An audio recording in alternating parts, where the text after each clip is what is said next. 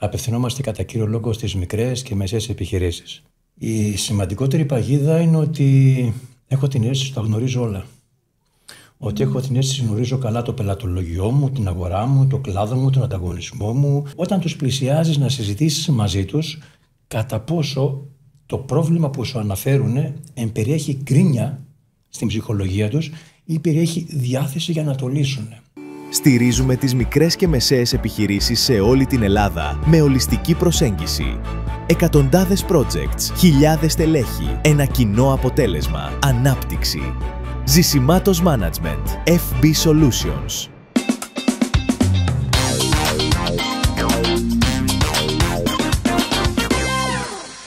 Σήμερα θα έχουμε μια πολύ ενδιαφέρουσα συζήτηση και κοντά μας έχουμε έναν άνθρωπο πάρα πολύ ενδιαφέρον που θα μας βοηθήσει όλους, φαντάζομαι. Λοιπόν, είναι ο κύριος Γιάννης Ζησιμάτος. Καλώς ήρθες και σε εμάς. Ευχαριστώ πολύ, τιμή μου η πρόσκληση.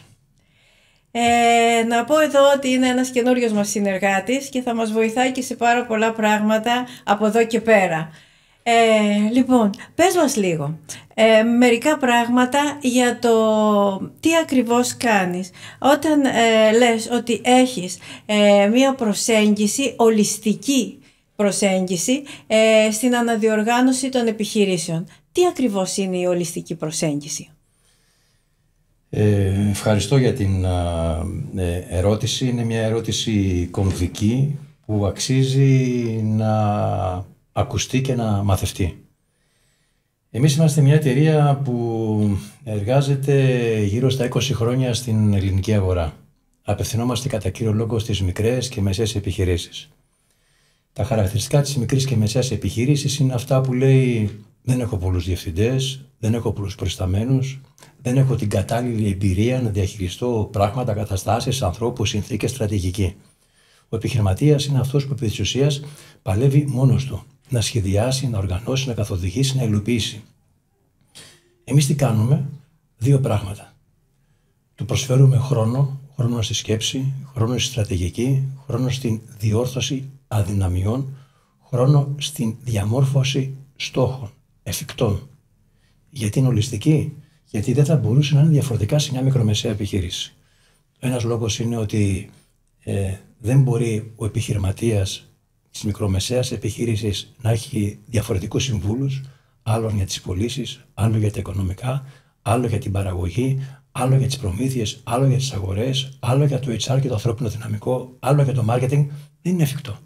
Εμείς, δόξα τω Θεώ, έχουμε επενδύσει σε όλες αυτές τις ιδιαιτερότητες, σε κάθε ένα τμήμα και σε κάθε μία διεύθυνση μιας επιχείρησης.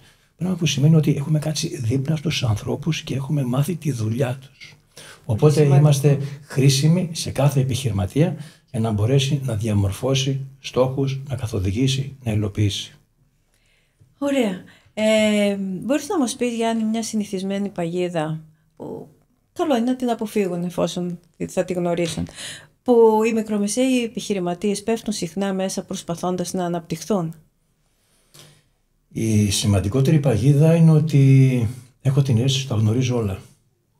Ότι έχω την αίσθηση ότι γνωρίζω καλά το πελατολογιό μου, την αγορά μου, το κλάδο μου, τον ανταγωνισμό μου, την παραγωγή μου, τις νέες τεχνολογίες, τους ανθρώπους μου, τις συμπεριφορές. Αυτή είναι η μεγαλύτερη παγίδα. Επειδή ο επιχειρηματίας της μικρομεσαίας επιχείρησης συνήθως την έχει κτίσει ο ίδιος από το μηδέν, νομίζει ότι υπάρχει επάρκεια σε κάθε μία από τις στάσεις που θα κάνει στην επαγγελματική του καριέρα, στάσεις ανάπτυξης, ότι μπορεί να τις διαχειριστεί. Δεν είναι έτσι. Πρώτο εμπόδιο είναι ο χρόνος. Δεν μπορούμε να τα κάνουμε όλα στο 8ωρο, 10ωρο, 12ωρο, 16ωρο που δουλεύουν κάποιοι. Χρειάζονται χέρια, χρειάζονται μυαλά. Άρα η παγίδα είναι να μένουν στο εγώ τους, ό,τι μπορώ. Ναι. Νομίζω ότι όλα πρέπει να περνάνε μόνο από αυτούς και από κανέναν άλλον. Δεν μπορεί να το κάνει κάποιος καλά. Ακριβώς. Σαν αυτούς. Μπορείς να μου πεις ένα παράδειγμα που έκανες μια μικρή αλλαγή στα θέματα της συμπεριφοράς περισσότερο και επέδρασε σε τέτοιο βαθμό που ήταν πολύ μεγαλύτερο από το να έκανες μια αλλαγή, ας πούμε, στους εμπορικούς δείκτες? Είναι πολύ εύκολο να αρχίζεις να συμβουλεύεις για το πώς θα αλλάξουν οι συμπεριφορές και άρα η κουλτούρα μέσα σε μια επιχείρηση. Είναι πολύ εύκολη θεωρία. Μπορείς να πεις ένα σωρό πράγματα στους επιχειρηματίες και ένα σωρό πράγματα στους ανθρώπους μέσα στις επιχειρήσεις. Δεν είναι όμως έτσι. Η άσκηση αποδείχτηκε ότι λύνεται αλλιώς. Το πρώτο πράγμα που πρέπει να διαμορφώσει κανείς είναι να διαμορφώσει διαδικασίες, να διαμορφώσει ρόλους, να αρχίζει σιγά σιγά να χτίζει στόχους, να διαμορφώνει ένα μοντέλο επικοινωνίας και συνεργασίας μεταξύ των ανθρώπων με βάση πρώτα απ' όλα τις διαδικασίες και τους ρόλους. Γιατί αυτό? Γιατί όταν λυθεί ένα μεγάλο μέρος των προβλημάτων και των αδυναμιών που δυσκολεύουν τις μικρομεσαίες επιχειρήσεις, αυτόματα η επικοινωνία μεταξύ των ανθρώπων γίνεται ευχάριστη. Οι άνθρωποι δεν έχουν να λύνουν προβλήματα μόνο, αλλά έρχονται σε μια διαδικασία επικοδομητικής σκέψης, δημιουργούν. Βλέπουμε επιχειρήσεις ασχολούνται στα καθημερινά μόνο με προβλήματα, μόνο με έγνοιες, μόνο με καθυστερήσεις. Όχι. Οι διαδικασίες βοηθάνε τους ανθρώπους να βελτιώσουν την επικοινωνία, άρα δεν αποφεύγουν να επικοινωνήσουν με τον άλλον επειδή δεν μου ταιριάζει ή δεν του ταιριάζω σαν χαρακτήρας. Οπότε η επικοινωνία αυτή οδηγεί σε συνεργασία και η συνεργασία φέρνει αν μη τι άλλο καλά αποτελέσματα. Άρα έχουμε και χρήσιμους ανθρώπους που είναι ευχάριστοι, αλλά έχουμε και καλά αποτελέσματα στις επιχειρήσεις. Εγώ εκείνο που θέλω να σε ρωτήσω, και εγώ το έχω και σαν απορία και για μένα δηλαδή, είναι ότι πώς αξιολογείς ότι μια επιχείρηση χρειάζεται αναδιοργάνωση. Τι είναι αυτό που βλέπεις δηλαδή και λες ότι αυτοί οι άνθρωποι θα μπορούσαν να έχουν μια αναδιοργάνωση? Γιατί εγώ προσπαθώ να φανταστώ σε ποιο σημείο χρειάζομαι αναδιοργάνωση και δεν μπορώ να το βρω. Ναι, είναι πολύ εύκολο. Είναι ο δείκτης ικανοποίησης. Τι εννοώ δείκτες ικανοποίησης? Δεν χρειάζεται να ανατρέξεις σε δείκτες KPIs κτλ. Και να τρελάνεις τον επιχειρηματία μιας μικρομεσαίας επιχείρησης και τους ανθρώπους δίπλα τους. Ανάλογα με την όρεξη που έχουν για δουλειά, ανάλογα με το πόσο καλά προετοιμασμένοι και καλά ευχαριστημένοι είναι αυτοί οι άνθρωποι κατά την ώρα της δουλειάς, με το όταν τους πλησιάζεις να συζητήσεις μαζί τους κατά πόσο το πρόβλημα που σου αναφέρουν εμπεριέχει γκρίνια στην ψυχολογία τους ή περιέχει διάθεση για να το λύσουν.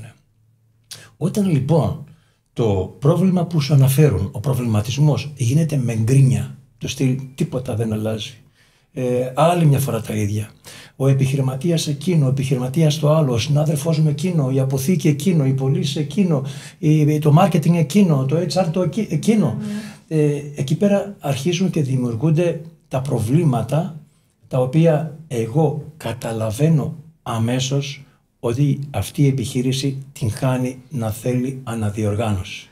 Αναδιοργάνωση και στις διαδικασίες, αναδιοργάνωση και στα μυαλά. Ναι. Αν θέλουμε τώρα να πούμε ότι έρχεται κάποιος επιχειρηματίας και σε επαφή μαζί σου, τι είναι αυτό που κοιτάς πρώτα πάνω του για να καταλάβεις αν αυτός ο άνθρωπος έχει προοπτική, είναι κολλημένος? Ποιος δείκτης είναι αυτός που σου δίνει τα στοιχεία? Τρία πράγματα. Το πρώτο και λιγότερο σημαντικό από τα υπόλοιπα δύο είναι αν έχει καλό προϊόν. Το δεύτερο είναι αν έχει ένα καλό δίκτυο πελατών. Το τρίτο είναι η ποιότητα του ανθρώπου, του επιχειρηματία ως άνθρωπο. Και δεν μιλάω μόνο αν έχει υψηλό IQ, αν είναι έξυπνος, αν έχει αντίληψη. Όλοι οι επιχειρηματίες πάνω κάτω είναι έχουν έξυπνοι σε άνθρωποι, ναι. αρκετά υψηλά επίπεδα. Αυτό που πλέον με ενδιαφέρει είναι οι αξίες που πρεσβεύει. Είτε αξίες είναι κοινωνικές, είτε είναι εργασιακές, είτε είναι ανθρώπινες. Άρα αυτά τα τρία χαρακτηριστικά, προϊόν, πελάτες και η ποιότητα του επιχειρηματία, είναι αυτά που αρχίζουν να σκέφτομαι αν αξίζει να συνεργαστώ μαζί του και να τον ενισχύσω στην ανάπτυξη ή όχι. Έχεις αντιμετωπίσει σίγουρα και πάρα πολλές προκλήσεις. Πώς τις διαχειρίστηκες? Πώς έστησες τον εαυτό σου έτσι ώστε να τις ξεπερνάει. Η ζωή είναι μια διαδικασία μάθησης. Κάθομαι και αναλογίζομαι πριν από 20 χρόνια που ξεκίνησα να είμαι σύμβουλος επιχειρήσεων και εκπαιδευτής τελεχών. Αρχινάω και σκέφτομαι την αμέσως προηγούμενη 20ετία που ήμουνα στέλεχος μέσα στις επιχειρήσεις και βλέπω, αντιλαμβάνομαι, κατανοώ πλήρως πλέον ότι η διαδικασία της μάθησης περνάει μέσα από τους ανθρώπους που έχεις γύρω σου. Όσο πιο πολλούς ανθρώπους γνωρίζεις και όσο πιο πολύ αρχινάς να συζητάς μαζί τους και να καταλαβαίνεις τις προοπτικές του καθενός, τον τρόπο που σκέφτεται, τον τρόπο που συνεργάζεται, τον τρόπο που επικοινωνεί, αυτό να γνωρίζεις πολλούς διαφορετικούς χαρακτήρες, σε διαφορετικές ηλικίες, με διαφορετικές παιδείες, σε διαφορετικές εκπαιδεύσεις, με διαφορετικά βιώματα, διαφορετικές εμπειρίες, διαφορετικές τεχνογνωσίες μέσα στη δουλειά, όλο αυτό εμένα με έχει κάνει αρκετά πλούσιο. Άρα ο πλούτος μου είναι αυτά που έζησα με τους άλλους. Ναι, πάρα πολύ σημαντικό. Εγώ το νιώθω αυτό όταν πλησιάζω έναν επιχειρηματία, καταλαβαίνω μόνο από μερικά σημεία έτσι του χαρακτήρα του, αν έχει αξιόλογο background να δώσει στην αγορά. Και λίγο πολύ έχουμε καταλάβει και το μέλλον, μπορώ να πω, ποιο θα είναι. Όχι το μέλλον μεταξύ μας ποιο θα είναι, αλλά ποιο θα είναι και το μέλλον γενικότερα. Βέβαια δεν μπορώ να πω ότι μπορώ να αξιολογήσω ακριβώς ποια θα είναι η εξέλιξή του, όπως πιθανόν μπορείς να το κάνεις εσύ καλύτερα. Αλλά αν τώρα ερχόταν ένας νεαρός επιχειρηματίας που θέλει να γίνει επιχειρηματίας και σου έλεγε, Γιάννη, εσύ που ξέρεις τόσο πολλά, τι με συμβουλεύεις να κάνω? Το πρώτο που θα τον έδινε σαν συμβουλή, ποια θα ήταν αυτή? Το πρώτο που χρειάζεται είναι να ξεκαθαρίσει τι είναι αυτό το οποίο θα προωθήσει στην αγορά, σε ποιο κανάλι θα το προωθήσει, με τι αρχικό κεφάλαιο, με ποια θα είναι τα πρώτα έξοδα και δαπάνες που θα πρέπει να επενδύσει, να δει τον ανταγωνισμό, ακόμα και για ένα μικρό κατάστημα. Έρχονται νέα παιδιά που θέλουν να ανοίξουν ένα κατάστημα εστίασης, ένα μπαρ, μια καφετέρια. Το πρώτο που τους λέμε είναι ότι πρέπει να γίνει έρευνα αγοράς στην περιοχή, στα υπόλοιπα καταστήματα, πώς εμπορικά συμπεριφέρονται και να αξιολογήσουν μέσα από εκεί τι λείπει, άρα πού θα διαφοροποιηθούν. Και το δυσκολότερο είναι πώς θα προβάλλουν αυτή την διαφοροποίηση. Πράγματα τα οποία δυστυχώς οι περισσότεροι δεν τα γνωρίζουν εκ των προτέρων. Νομίζουν επειδή έχουμε ένα μικρό κεφάλαιο μπορούμε να πάμε να επενδύσουμε και να έρθει το πελατολόγιο μόνο του. Δεν είναι έτσι. Δεν λαμβάνουν υπόψη το marketing, δεν λαμβάνουν υπόψη την προβολή, δεν λαμβάνουν υπόψη την διαφήμιση. Δεν γίνεται τίποτα, μα τίποτα. Σήμερα δεν γίνεται χωρίς κεφάλαιο. Εδώ τώρα, σε αυτό το σημείο, μια και είπες και για τη διαφήμιση και είναι και ο δικός μας τομέας, θέλω να μοιραστώ μια πληροφορία ότι θα κάνουμε ένα webinar δωρεάν και θα μοιράσουμε γνώση στους ανθρώπους που θα έρθουν έτσι κοντά σε εμάς. Πες μας λίγο τώρα, πριν πω εγώ τι θα τους πω από τη δικιά μας πλευρά όσο αφορά τη διαφήμιση, τι θα τους πεις εσύ? Αυτό που θέλω να τους προβληματίσω είναι σε ένα τρόπο στρατηγικής σκέψης. Όταν πας να προβληθείς, όταν πας να επικοινωνήσεις το οτιδήποτε, αν δεν είναι ένα στρατηγικό σχέδιο και ένας στρατηγικός στόχος τον οποίο να εξυπηρετεί αυτή η ενέργεια, δεν έχει αποτελέσματα. Θα τους προβληματίσω λοιπόν. Θα έρθουν τα δικά σου λόγια να τους δώσεις εργαλεία, αλλά τα δικά μου λόγια θα τους δώσουν ένα απλό προβληματισμό στον τρόπο που πρέπει στρατηγικά να σκέφτονται. Στρατηγοί, όχι στρατιώτες. Και εγώ αυτό θέλω να πω, ότι η διαφήμιση είναι ένας τομέας ο οποίος προσφέρει έδαφος για στρατηγική. Οι περισσότεροι άνθρωποι που συναντάμε δυστυχώς νομίζουν ότι θα τους εμπλέξουμε μέσα στη στρατηγική. Πρέπει να καταλάβουμε ότι η στρατηγική είναι ένας όρος ο οποίος δεν εμπεριέχει ρίσκο, αλλά εμπεριέχει γνώση.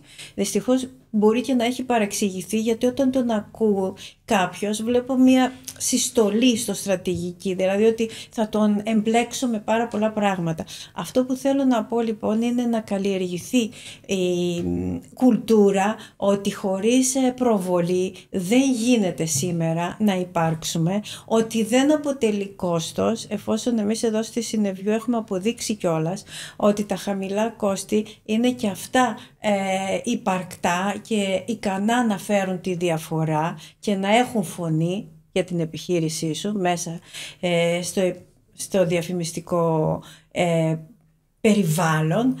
Μπορείς λοιπόν να ενταχθείς, μπορείς να ενταχθείς με τα budget σου οπουδήποτε, χωρίς να σημαίνει ότι αυτό δεν έχει απόδοση, ότι δεν μετριέται και ότι δεν εμπεριέχει στρατηγική.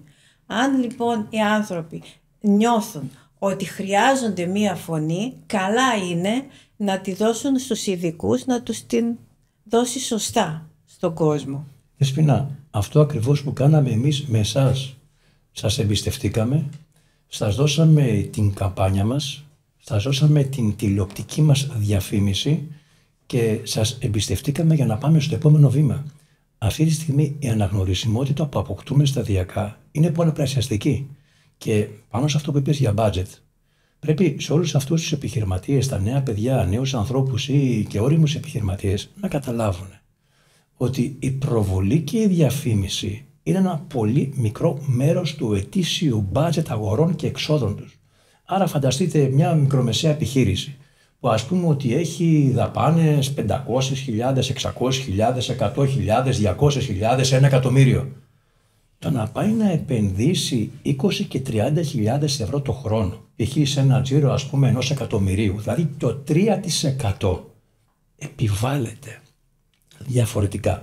Δεν θα μπορέσει να υποστηριχτεί όλες οι υπόλοιπες επενδύσεις. Γιατί όμως κόβουν πρώτα το διαφημιστικό budget και μετά οποιοδήποτε άλλο έξοδο? Γιατί δεν έχουν πάει στους κατάλληλους. Την αγορά την γνωρίζουμε καλά. Υπάρχουν σε κάθε κλάδο, σε κάθε δραστηριότητα, αυτοί που είναι χρήσιμοι και αυτοί που δεν είναι χρήσιμοι.